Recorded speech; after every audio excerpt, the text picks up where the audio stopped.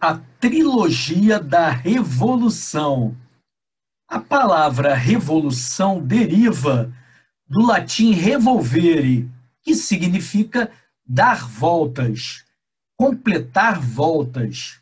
Foi utilizada inicialmente em astronomia como, abre aspas, retorno periódico de um corpo astral a um ponto da própria órbita, fecha aspas.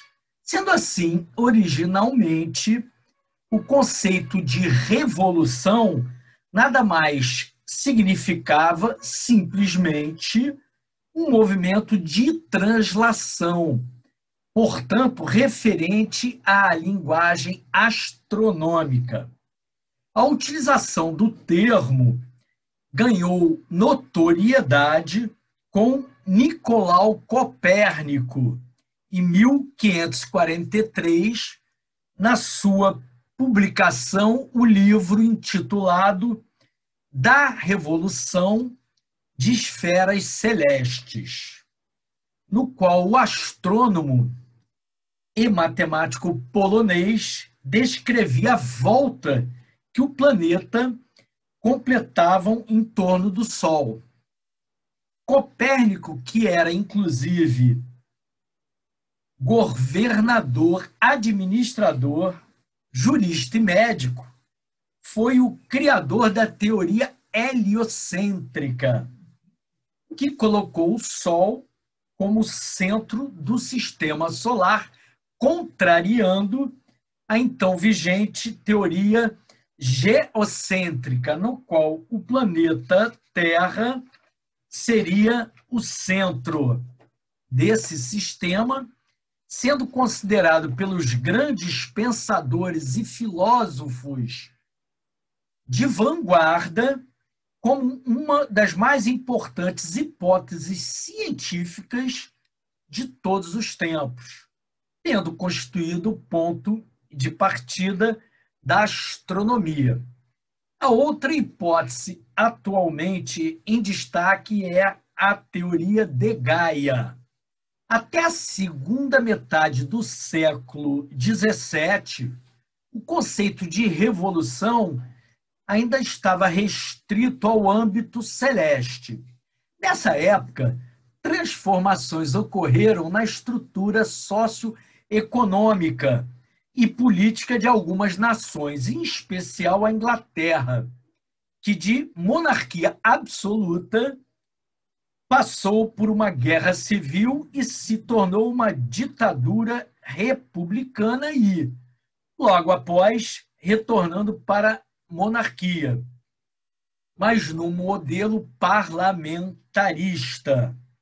Foi nesse cenário que o conceito de revolução adquiriu uma nova roupagem, sendo cunhado pela primeira vez na expressão Revolução Inglesa. No caso específico dessa revolução, existia ainda alguma semelhança com a revolução astronômica dos planetas, pois, tal como estes voltam ao centro do ponto de partida, os ingleses também retornaram ao seu status quo anterior, o da monarquia, porém restaurada, uma monarquia transformada. Efetivamente, o conceito de revolução realmente assumiu, durante a Revolução Francesa, a ideia de uma ruptura com o sistema reinante. No dia 14 de julho de 1789, tem-se o início da época histórica que vivemos atualmente, haja visto que os historiadores convencionaram segmentar a história mundial em 4 grandes idades: a Idade Antiga, a Idade Média, a Idade Moderna e a Idade Contemporânea. A simbologia da Revolução Francesa inicia com a tomada da Bastilha, em Paris, que ocasionaram progressos e rupturas provocadas por esse marco tão importante. Foi a primeira vez na história que artesãos, camponeses e burgueses se uniram em prol de uma ideia exemplificada no lema da Revolução Francesa, abre aspas, liberdade, igualdade e fraternidade, fecha aspas. Logo após, em 1971, prosseguiu o movimento e surge a Declaração da Mulher e da Cidadã, abre aspas, a mulher nasce livre, conforme o artigo 1º, abre aspas, a mulher nasce livre e tem os mesmos direitos do homem. As distinções sociais só podem ser baseadas no interesse comum, fecha aspas. Portanto, esse foi o marco em que o conceito de revolução tomou um outro rumo, bem diferente do que utilizado inicialmente em astronomia.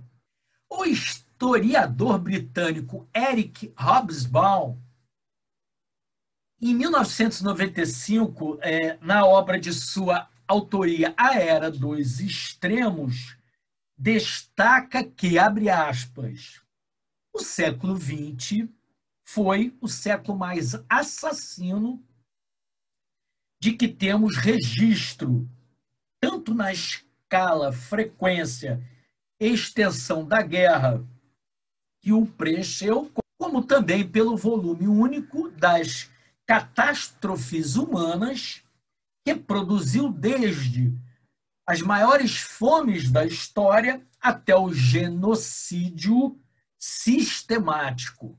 Alvin Toffler e Heidi Toffler, também em 1995, colocaram a revolução da informação numa perspectiva histórica, comparando-a apenas com duas outras grandes transformações, a Revolução Agrícola e a Revolução Industrial.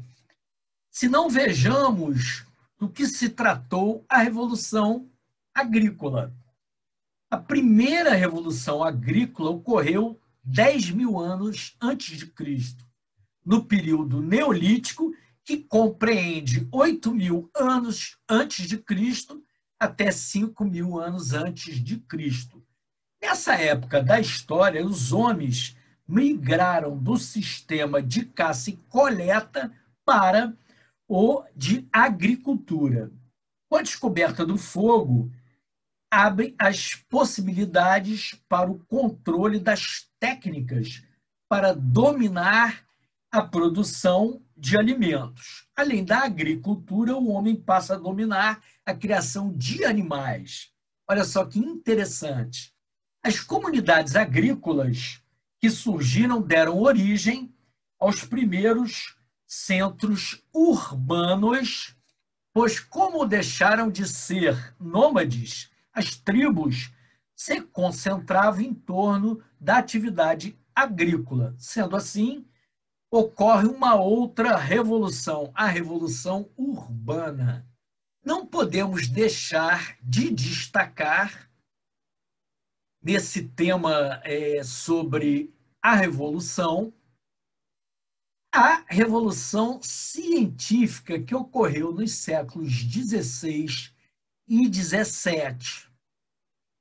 Descartes, o filósofo francês, e sua tribo de cientistas acreditavam que o mundo era uma máquina e, sendo assim, portanto, tudo poderia ser programado, organizado e matematicamente descoberto. E, na verdade, não é assim que funcionam os fatos no nosso mundo fenomênico.